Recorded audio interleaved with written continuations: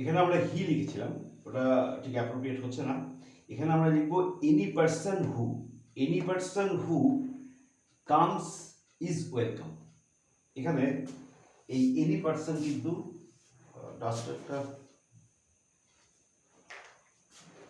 Any person কিন্তু আমরা লিখবো না বাস্তবে, এটা আন্ডারস্টুডই থাকবে। আমাকে বলতে হবে হুএভার কামস, যখনই এভার বা সো বা সো এভার এরকম লাগানো থাকবে তখন আমরা কোনো অ্যান্টিসিডেন্ট দেব না। আমরা জানবো যে ব্যাপারটা হচ্ছে এই এনি পার্সন হু বা এনি পার্সন হুম, এগুলো জানবো, কিন্তু ওগুলো বসাবো না। তাহলে হুএভার কামস ইজ ওয়েলকাম, এইটা হচ্ছে আমার রিলেটিভ প্রোনাউন। এইখানে আন্ডারস্টুড আছে অ্যান্টিসিডেন্ট আন্ডারস্টুড, এইটা রিলেটিভ প্রোনাউন। ক্লজটা এখানে শেষ হচ্ছে, ইজ ওয়েলকাম, তাকে স্বাগত জানানো হবে। যে কোনো ব্যক্তি আসবে তাকে স্বাগত জানানো হবে। আচ্ছা, take whichever you like, ক্লজটা হচ্ছে হুইচ এভার ইউ লাইক। এখানে অ্যান্টিসিডেন্ট আন্ডারস্টুড, এই জায়গাটা অ্যান্টিসিডেন্ট দেয়া নেই, আর রিলেটিভ প্রোনাউন হচ্ছে হুইচ এভার এই লাইক এনিথিং হুইচ, এই জায়গাটা পজিশন। হুইচ এভার হচ্ছে anything which, you like anything which. তাহলে take whichever you like, যে জিনিসটাই তোমার পছন্দ তুমি সেটা নাও। আর টেকের সাবজেক্ট এখানে আন্ডারস্টুড আছে। নেক্সট হচ্ছে I will take with me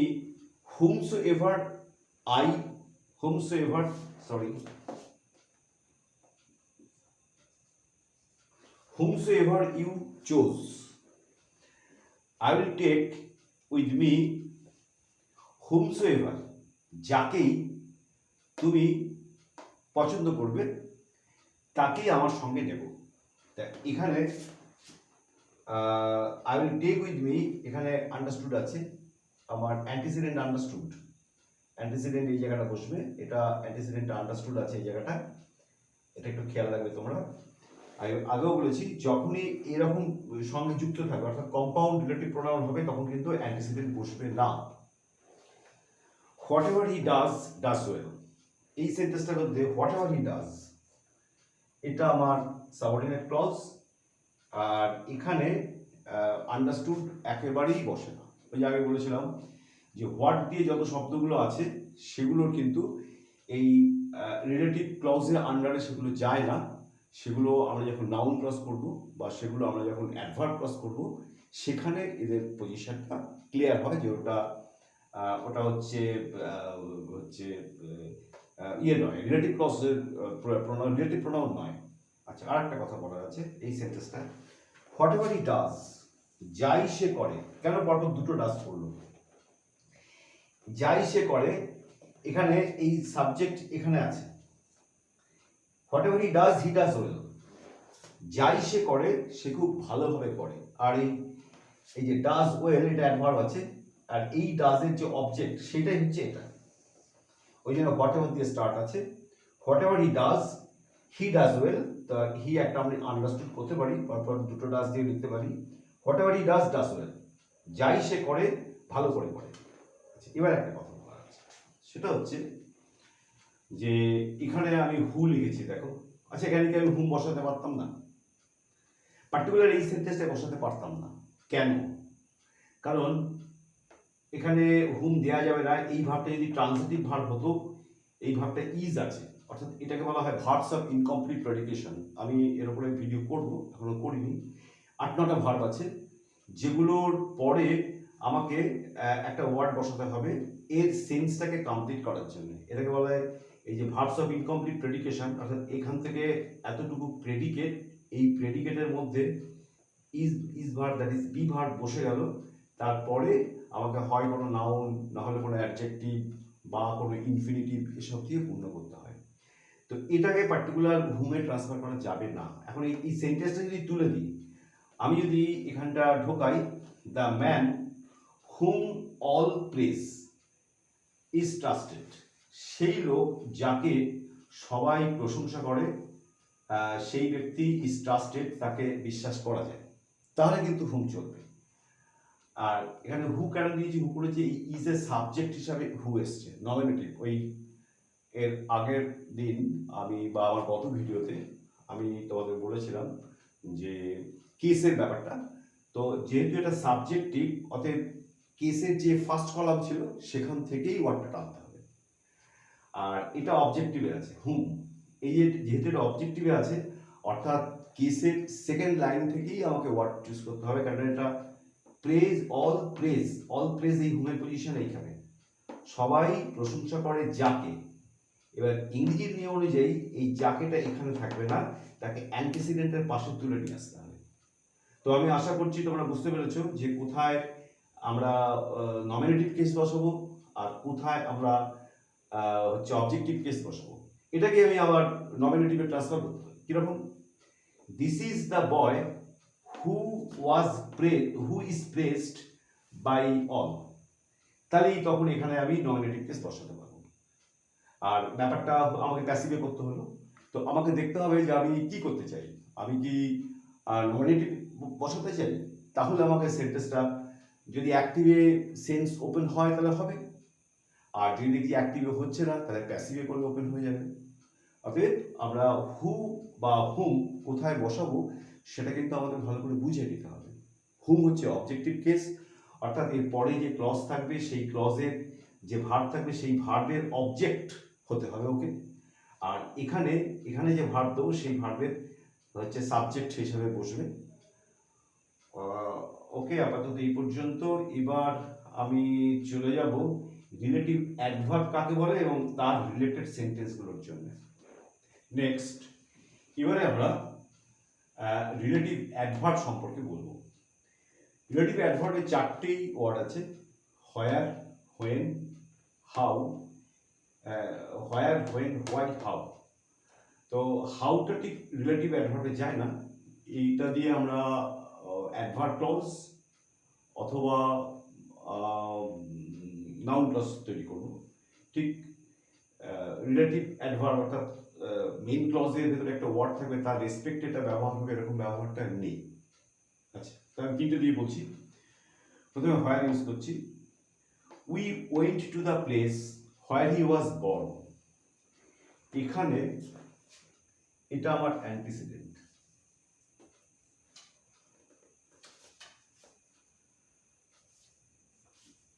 এটা আমার অ্যান্টিসিডেন্ট, আর তার রেসপেক্টে ক্লজ হচ্ছে হোয়ার হি ওয়াজ বর্ন। এবার এই হোয়ারটার দিকে লক্ষ্য করো। হোয়ারটা কিন্তু এই যে সেন্টেন্স আছে সেই সেন্টেন্সের না সাবজেক্ট না অবজেক্ট কোনোটাই না। তাহলে কি এই হোয়ারটা? হোয়ারটা হচ্ছে একটা প্লেস বোঝাচ্ছে যেখানে সে জন্মগ্রহণ করেছিল। তো এই যে প্লেস, টাইম, ম্যানার, রিজন, এগুলো সব ইংরেজি গ্রামারের অনুযায়ী এগুলো সব অ্যাডভার্ব। তাহলে এই ওয়ার্ডটা কিন্তু আমার অ্যাডভার্ব ওয়ার্ড, এটা কিন্তু আমার রিলেটিভ প্রোনাউন ঠিকই, এটা রিলেটিভ, এইটা রিলেটিভ প্রোনাউন, এই প্রোনাউন না, এটা হচ্ছে আমার রিলেটিভ অ্যাডভার্ব, এডিভি। তাহলে এটা গেল আমার রিলেটিভ অ্যাডভার্ব। আগে যেমন ছিল রিলেটিভ প্রোনাউন, কেন না এখানে নাউন ছিল, সেই নাউনের বদলি হিসেবে একটা ওয়ার্ড বসছিল, আর আমরা জানি নাউনের বদলি মানেই সেটাকে প্রোনাউন বলে, কিন্তু এখানে আমি এটাকে প্রোনাউন বলতে পারছি না, কেননা এইটার জন্যে যে জায়গাটা আমি নিয়েছি সেটা এর সঙ্গে রিলেট করা একটা অ্যাডভার্ব ওয়ার্ড, তাই এটা আমার রিলেটিভ অ্যাডভার্ব। তাই এরা যে যে ক্লজগুলো দেবে সেই ক্লজগুলো হবে রিলেটিভ অ্যাডভার্ব ক্লজ দেবে। আগে যেগুলো রিলেটিভ প্রোনাউন দিচ্ছিল এটা রিলেটিভ অ্যাডভার্ব ক্লজ দেবে। বেশ, তাহলে এটা কিন্তু এখান থেকে এতটা, এই এতটাকে মধ্যে এটাকে কি করে বুঝবো না, এখানে কিন্তু কোনো না এই ওয়ার্ড না এই এই কথাটুকু না সাবজেক্ট না অবজেক্ট, তাহলে এটা একটা জায়গা বোঝাচ্ছে, দ্যাট ইজ এটা রিলেটিভ অ্যাডভার্ব। চলে মানেটা কি দাঁড়ালো? আমরা সেই জায়গায় গেলাম যেখানে সে জন্মেছিল। পরেরটা আমরা আসবো হোয়েন দিয়ে। হোয়েন, হোয়েনের সঙ্গে টাইমের রিলেশন, এই টাইমটা হচ্ছে আমার অ্যান্টিসিডেন্ট, এটা হচ্ছে আমার relative adverb, AD V. Would you kindly tell me আপনি কি দয়া করে বলবেন সেই টাইমটা, when the Bombay Mail arrives, কখন বম্বে মেল আসছে? তাহলে এখান থেকে এতটা আমার ক্লজ, সেটা হচ্ছে রিলেটিভ অ্যাডভার্ব ক্লজ। আচ্ছা, অ্যাডভার্ব ক্লজ অ্যাকচুয়ালি এটা অ্যাডভার্ব ক্লজ অফ টাইম।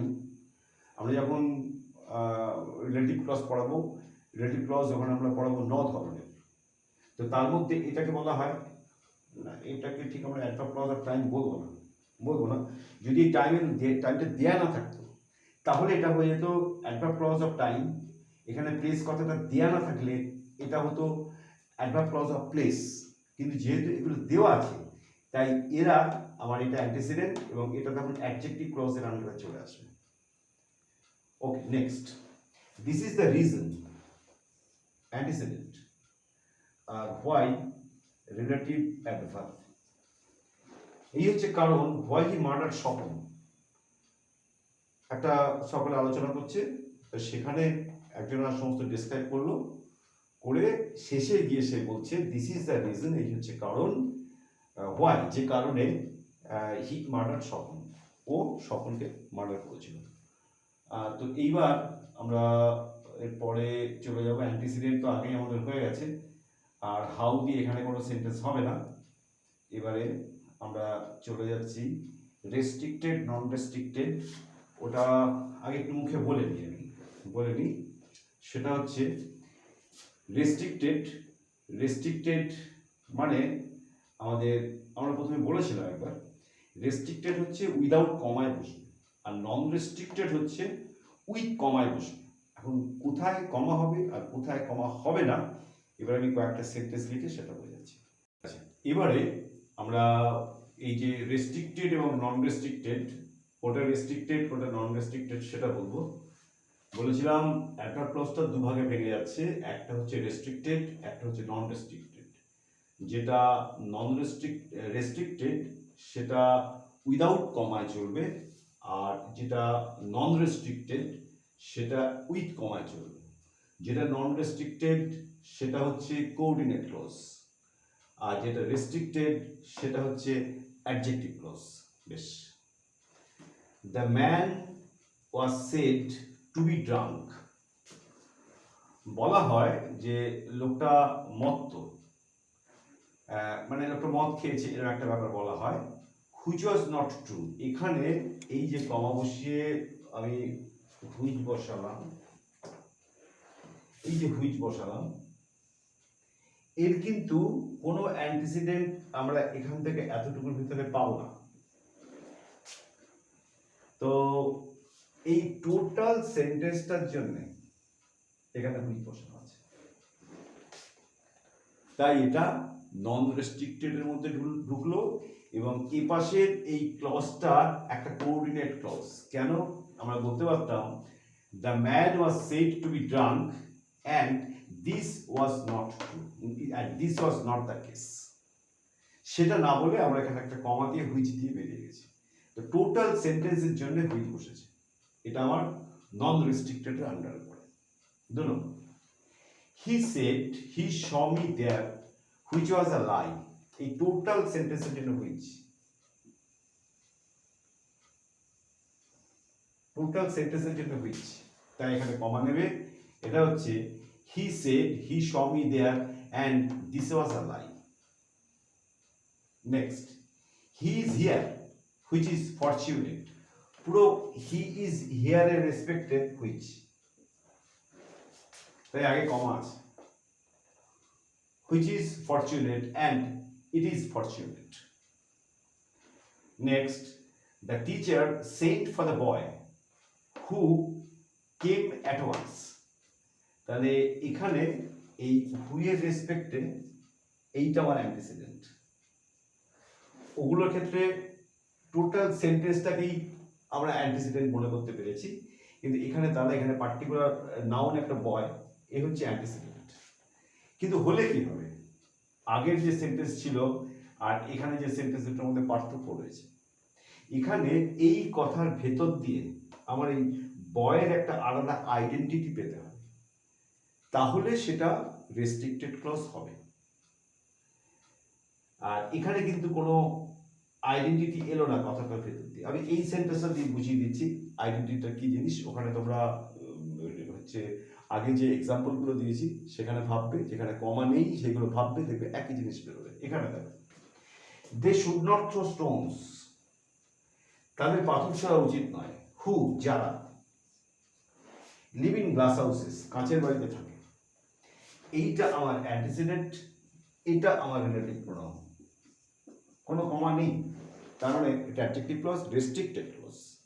কিরকম, আমি এই ক্লজটাকে এখান থেকে তুলে এইখানেও বসাতে পারতাম।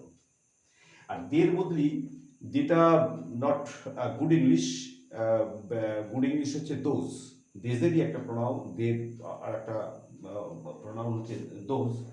তো those who live in glass houses should not throw stones, তারা যারা গ্লাস হাউসে মানে কাঁচের বাড়িতে বসবাস করে তাদের পাথর ছোড়া উচিত নয়। তাহলে এইটা আর এটা এবার পার্থক্য মেলাম, যে the teacher sent for the boy, teacher ছেলেটিকে ডেকে পাঠালো, হু কেম অ্যাট ওয়ান্স। তাহলে হু কেম অ্যাট ওয়ান্স দিয়ে কিন্তু এই ছেলেটার কোনো নতুন করে কোনো আইডেন্টিটি পাওয়া যাচ্ছে না, এটা একটা শুধু সেন্স কন্টিনিউ করেছে। এটাকে আমরা বলতে পারি the teacher sent for the boy and he came at once, এবং সে সঙ্গে সঙ্গে এলো। তাহলে এর ভেতর দিয়ে কোনো এই বয়ের আইডেন্টিফিকেশন পেল না। এখানে দেখো, তারা কারা, তারা কারা, তারা হচ্ছে হু লিভ ইন গ্লাস হাউসেস, যারা কাঁচের বাড়িতে থাকে। তাহলে এই যারা কাঁচের বাড়িতে থাকে এই কথাটার দ্বারা এর একটা আইডেন্টিফিকেশন দেওয়া হয়েছিল। এখানে কিন্তু এই হু কেম অ্যাট ওয়ান্স এর ভেতর দিয়ে তুমি কিন্তু এই বয়ের কোনো আইডেন্টিটি পেলে না। যেহেতু পেলে না, সেই জন্য এটা নন রেস্ট্রিক্টেডের মধ্যে যাবে এবং আগে কমা নেবে। নেক্সট, এই পরের সেন্টেন্সটা চলে আসছি, I gave him a rupee, আমি তাকে একটা টাকা দিলাম। হুইচ ওয়াজ অল, এখানে একটা রিলেটিভ প্রোনাউন আন্ডারস্টুড আছে, দ্যাট ধরে নাও, that I had with me বা which I had with me, এটা এই পার্টটা রেস্ট্রিক্টেড কিন্তু। তাহলে which was all that I had with me, আমার কাছে যা ছিল ওটাই সব কিছু।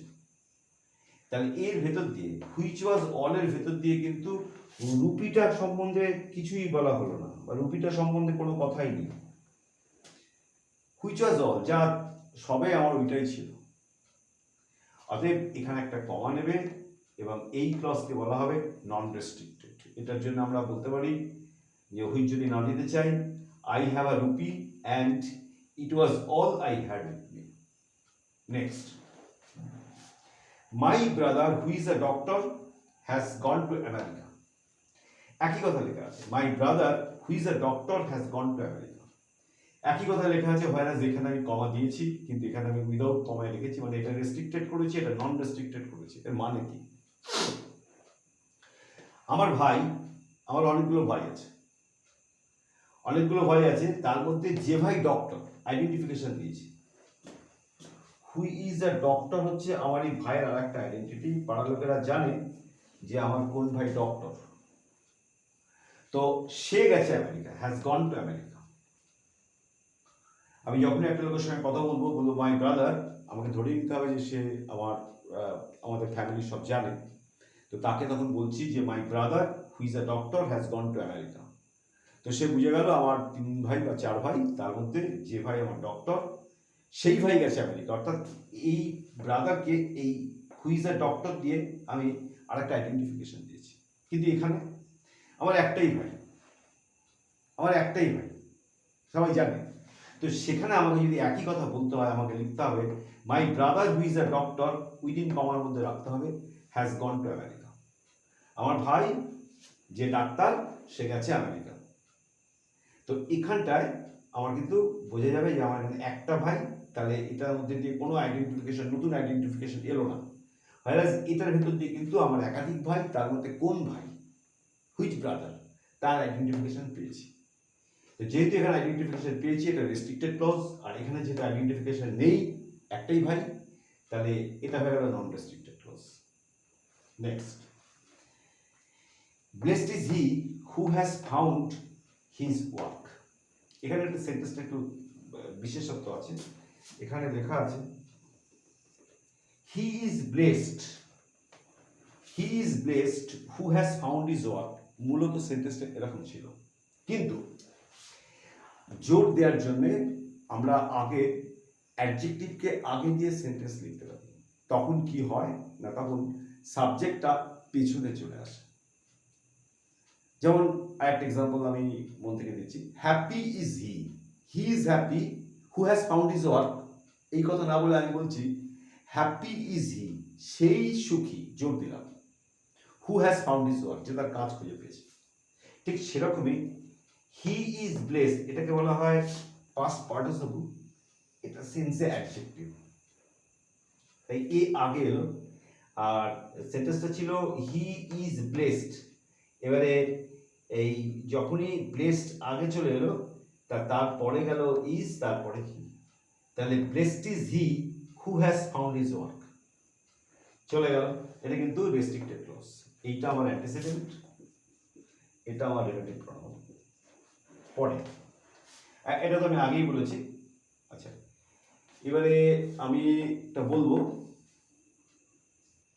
আচ্ছা, এবারে আমরা এই 5 নম্বর পয়েন্ট অ্যাডভার্বিয়াল অ্যাকুজেটিভ কাকে বলে সেই ব্যাপারটা বলবো।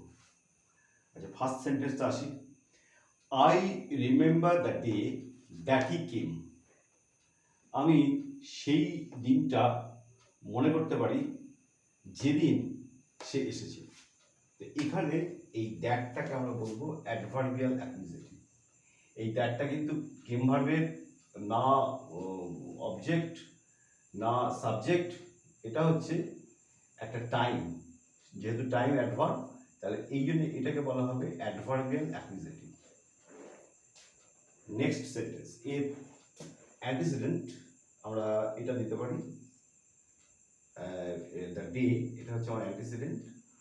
অন্য আরেক দিক থেকে দেখতে গেলে এটা আমরা এটাকে আমরা যদি দ্যাট যেখানেই হবে সেখানেই ব্যাপারটা একটু রেস্ট্রিক্ট করে, সেখানে কিন্তু সেটা আবার এই রেস্ট্রিক্টেড ক্লজের আন্ডারে চলে যায় দ্যাট বসালে।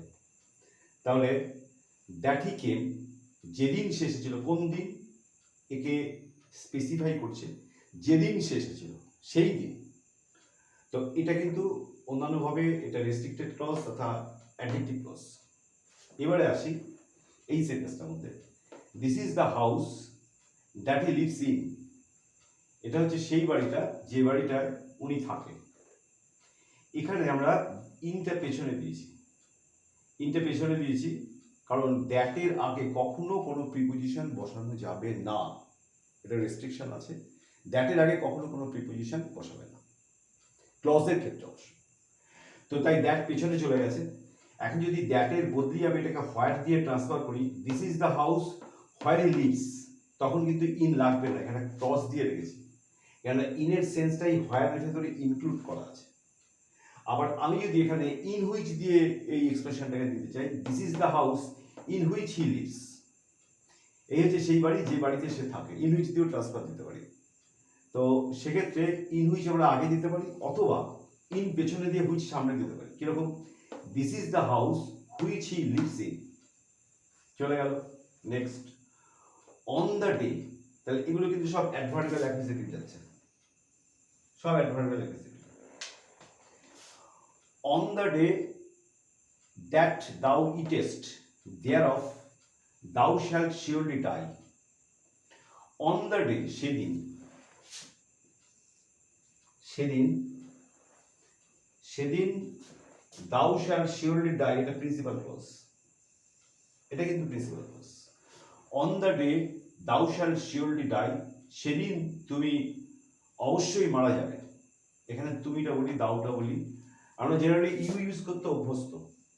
ইউতে আমরা সিঙ্গুলার নাম্বার এবং প্লুরাল নাম্বার দুটোই বোঝাই, কিন্তু ইউ একজন বোঝাতে তার যে ইংরেজি সেটা হচ্ছে দাও, THOU, দাও।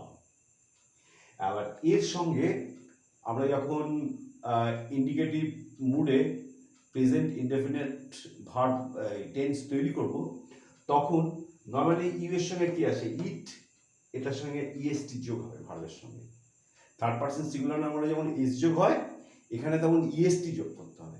তাহলে এটা অ্যাকচুয়ালি লেখা আছে ইউ ইট, তাহলে অন দ্য ডে সেদিন, দ্যাট যেদিন, এটা এখানে এটা দিচ্ছে, এটা রেসপেক্টিভ যেদিন, এটা অ্যাডভার্বিয়াল অ্যাকুজেটিভ। যেদিন তুমি একজন খাবে, সবচেয়ে বেশি নয় কিন্তু ইএসটি আছে বলে এটাকে আবার সুপারলেটিভ ডিগ্রি ভাবলে হবে না, এটা ভাব on the day that thou ইটেস্ট, যেদিন তুমি খাবে, দ্যাট এটা দেয়ার অফ মানে অফ দ্যাট, কোনো একটা জিনিস, সেই কোনো একটা জিনিসের কিছু পরিমাণ খাবে, দাও শ্যাল শিওরলি ডাই, ওখানে যেমন ইউ শ্যাল হয় এখানে তেমন ইউ শ্যাল করা হয়েছে, একটা এল উঠে গিয়ে টি হয়েছে, এটাই দাও এর সঙ্গে এর মিল আর কি। দাও শ্যাল শিওরলি ডাই, তুমি নিশ্চিতভাবে মারা যাবে। এটা এই লাইনটা আমি সঠিক জানি না, তবুও বলছি সম্ভবত এই লাইনটা বাইবেল থেকে নেওয়া। ওকে, নেক্সট এখানে আমি লিখেছি দ্যাটের জন্য আমরা অন হুইচ বসাতে পারি, ইন হুইচ বসাতে পারি, অ্যাট হুইচ বসাতে পারি, সব জায়গায় নয় কিন্তু, যেখানে অ্যাপ্রোপ্রিয়েট হবে। যেমন এখানটা ইন হুইচ, সে বসবাস করে একটা জায়গার মধ্যে, ইন হুইচ। এরকম ডের ক্ষেত্রে আমরা হচ্ছে এখানে দ্যাট লিখে এখান থেকে অনটা তুলে নিতে পারতাম, লিখতে পারতাম the day that thou eatest there of on, there of thou shall surely die on, এখানে অন দিতে পারতাম। অথবা আমরা এরম লিখতে পারতাম thou shall surely die on the day thou that thou eatest there of, এইভাবে সেন্টেন্সটাকে লেখা যেতে পারে। তো এই জন্য আমি এখানে দ্যাটের জন্য in which, on which, at which ব্যবহার করেছি। কেউ কোনো গ্রামে থাকে, তো রাম যেমন একটা গ্রামে থাকে, সেক্ষেত্রে যদি এরকম কিছু আনার দরকার হয় আমরা অ্যাট হুইচ ইউজ করবো, দ্যাট ইউজ করবো অথবা অ্যাট হুইচ ইউজ করবো। এইবার এই দ্যাট সম্বন্ধে আমরা বলি, দ্যাট হচ্ছে রিলেটিভ ক্লজের সর্বঘটের কাঠালি কলা। কিরকম?